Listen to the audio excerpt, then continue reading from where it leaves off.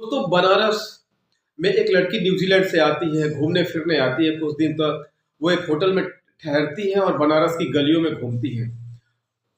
रोजाना उसका अपने घर वालों से बात होता था। कुछ एक समय ऐसा आता है कि 2-3 दिन तक लड़की ने अपने घर वालों को फोन नहीं किया। फिर घर वालों को चिंता होती है और लगातार उस लड़की से कांटेक्ट करने की कोशिश करते हैं, लेकिन उसका कोई लोकेशन नहीं मिलता है। वो नज़दीकी पुलिस वालों को फ़ोन करते हैं, थाने में फ़ोन करते हैं। फिर पता चलता है कि लड़की की मौत हो चुकी है और उसे मार के एक गड्ढे में दफना दिया गया है। कातिल की निशानदेही पे ये पता चलता है क्यों मारा गया उस लड़की को, उस कातिल ने इसकी हत्या क्यों की, आखिर बनारस के माथे पे ये काले धब्बे का कलंक किसने लगाया। दोस्तों नमस्कार, मैं आलोक शाही फिर एक ऐसी ही सच्ची घटना जो बनारस में घटी है उसको लेके मैं आपके सामने उपस्थित हुआ हूँ। दरअसल बनारस अपने सांस्कृतिक, धार्मिक और कला एवं नृत्य के लिए पूरी दुनिया में फेमस है। इसी से आकर्षित होकर पूरी दुनिया के लोग भारत घूमने आते हैं, तो वाराणसी जरूर आते हैं। इन्हीं सारी घटनाओं से प्रेरित होकर न्यूजीलैंड की क्रिस्टीना भी भारत आई थी। वो भारत में लगभग लगभग पूरा नॉर्थ इंडिया घूम चुकी थी। वो नीले आंखों वाली और सुनहरे बालों वाली एक खूबसूरत लड़की थी और 22 या 23 साल की लड़की थी। उसने भारत के बारे में काफ़ी सुन चुका था। वो भारत के 5,000 साल पुराने आध्यात्मिक, धार्मिक भावनाओं को जानना चाहती थी। वो यहाँ के संस्कृति के बारे में जानना चाहती थी, यहाँ के कल्चर के बारे में जानना चाहती थी। वो कथक नृत्य से बहुत ज़्यादा प्रभावित थी और वाराणसी को कथक नृत्य का हब माना जाता है।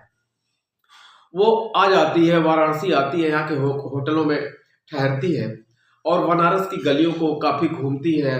कभी अस्सी घाट पे जाती, कभी दशाश्वमेध घाट पे जाती है, कभी जो है काशी विश्वनाथ मंदिर का भ्रमण करती है। अब वो सोचती है कि बनारस के बाहर के जो ग्रामीण इलाके हैं उनको भी विजिट किया जाए। वो प्लान बनाती है। सुबह में वो एक ऑटो वाले को लेती है और ऑटो वाले से कहती है कि भैया मुझे सारनाथ चलना है और सारनाथ के आगे भी जितने गांव हो तुम मुझे घुमाओ। क्रिस्टीना खूबसूरत लड़की थी और गले में एक डायमंड का नेकलेस पहनती थी। क्योंकि न्यूजीलैंड एक रिचेस्ट कंट्री है, वहाँ इन लोगों के लिए बहुत आम बात है। तो वो जानती थी कि इंडिया एक अच्छा देश है, सभ्य देश है और उसको इसको लेके कोई बहुत वो भी नहीं था कि नेकलेस पहनी है तो क्या होगा क्या नहीं होगा, पहनती थी।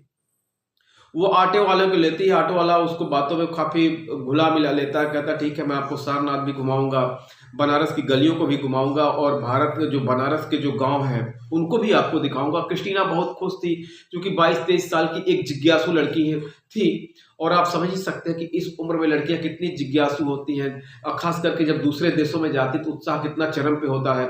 और वो चूंकि एक ऐसे देश से आई थी जहाँ पे भारत जैसा कल वो एटमॉस्फेयर नहीं था। छीना झपटी, चोर बाजारी, मर्डर, इस टाइप के केसेस वहाँ नहीं होते थे।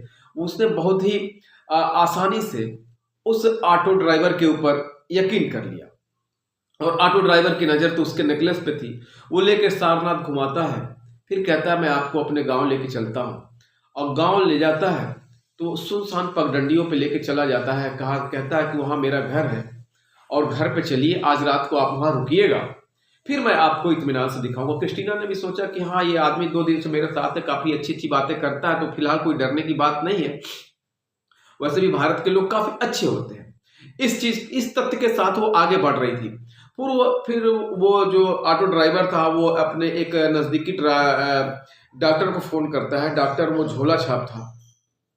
फिर ये दोनों एक सुनसान घर में लेके जाते हैं। इसकी डॉक्टर से पहले बात हो चुकी थी कि ये जो गले में नेकलेस पहनी हुई है डायमंड की, ये काफ़ी महंगी है, क्यों नहीं इसको ले लिया जाए। वो क्रिस्टीना से बातचीत करते हैं, कुछ खाते पीते हैं और खाने पीने के दौरान ही उसको बेहोशी की या नींद की दवा भी पिला देते हैं। क्रिस्टीना को कुछ चक्कर आने लगता है तो वो इस तथ्य से अवगत हो गई कि उसके साथ कुछ गलत हो रहा है। फिर वो डॉक्टर एक इंजेक्शन निकालता है। क्योंकि क्रिस्टीना आधी बेसुध थी फिर भी वो घबरा गई, कहीं no no don't do this, ऐसा मत करो मेरे साथ, और वो इंजेक्शन लगाता है। फिर वो ऑटो ड्राइवर इसको पीछे से पकड़ लेता है, इंजेक्शन लगा दिया जाता है। इंजेक्शन के बाद वो पूरी तरह से बेसुध हो जाती है।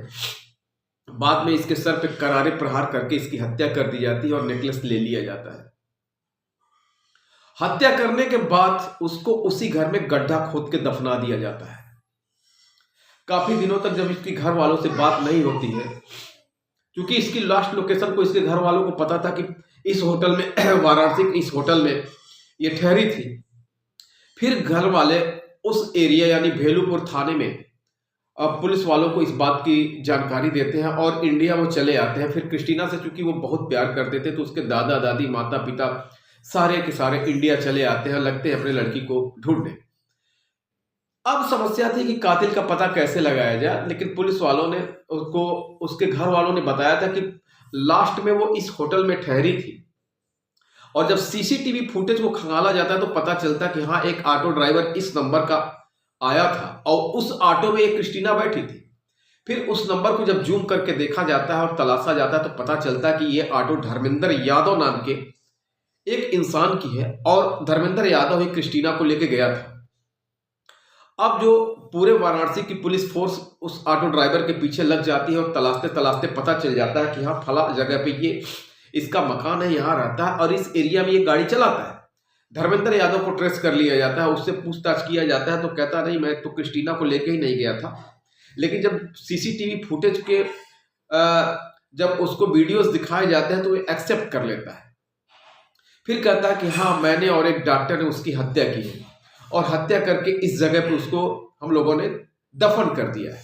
पुलिस उस जगह पे जाती है, लाश को निकालती है। फिर इसके दादा दादी माता पिता रोने लगते हैं, उस लाश के साथ भी चिपक के रोना शुरू कर देते हैं, जो कि अब काफी पुराना हो चुका था। विदेशी बहुत सच्चे दिल के होते हैं, बहुत ही प्रेमी होते हैं। उनको यकीन नहीं था कि हिंदुस्तान में आके उनके बेटी के साथ ऐसा बुरा व्यवहार होगा, उसकी हत्या कर दी जाएगी। ये मामला FIR लॉन्च होता है, पुलिस केस लड़ती है और पहले सेशन कोर्ट, फिर लोअर कोर्ट, हाई कोर्ट और सुप्रीम कोर्ट ने अंततः धर्मेंद्र यादव को फांसी की सजा और उस डॉक्टर को आजीवन कारावास की सजा सुनाई। माता पिता न्यूजीलैंड से आते हैं और उनको प्रति सौंप दी जाती है कि आपके बेटी के कातिल को फांसी की सजा सुनाई गई है। वो संतुष्ट होते हैं, लेकिन वो यादें और उन जगहों पे जाके फिर रोना शुरू कर देते हैं और अंत में ये कहते हैं कि ये देश तो बहुत अच्छा है, लेकिन यहाँ के इस व्यक्ति ने एक ऐसा जीवन भर का दुख हमें दे दिया कि शायद हम इंडिया की तरफ फिर रुख नहीं करेंगे। और पुलिस वालों को इस केस का पर्दाफाश करने के लिए, इस राज को ओपन करने के लिए काफी धन्यवाद बोलते हैं और नम आंखों से वो अपने देश के लिए फिर विदा हो जाते हैं। दोस्तों, ये घटना 2010 की है और जब ये प्रकाश में आई और जब इस घटना हत्यारे के बारे में और खास करके उस क्रिस्टीना के बारे में जब वाराणसी के लोगों ने सुना तो उन्होंने आंदोलन करना शुरू कर दिया कि वाराणसी के माथे पे एक कलंक इस व्यक्ति ने लगा दिया। ये काफी दर्दनाक और लोगों को झकझोर कर देने वाली घटना थी। और जो भारत अतिथि देवो भव कहता है कि जो हमारे वहाँ जो अतिथि आते हैं हमारे लिए देवता के समान है, निश्चित रूप से इसने भारत के साख को इंटरनेशनल लेवल पर, अंतर्राष्ट्रीय स्तर पर काफी धूमिल किया था। आगे ऐसी घटना ना हो, इसके लिए हम सबको जागरूक होना होगा।